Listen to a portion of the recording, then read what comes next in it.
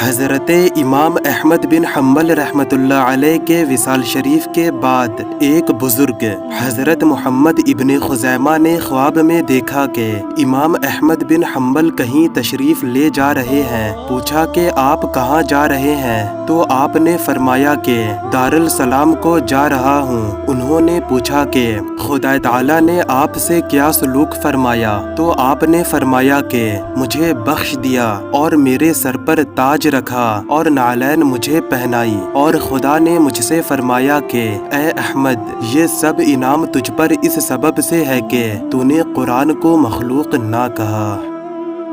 حضرت امام احمد بن حنبل رحمۃ اللہ علیہ نے اپنے علم و فضل اور عمل کی بدولت اللہ کی رضا حاصل کر لی اور اللہ کی بارگاہ سے تاج حاصل کیا۔ پس جو کوئی بھی اللہ کا کام کرنے لگے، خدا اور خدائی اس کی ہو جاتی ہے۔ اس ویڈیو کو لائک، شیئر اور کامنٹس میں اپنی رائے کا اظہار کرنا اور چینل کو سبسکرائب کرنا مت بھولیے۔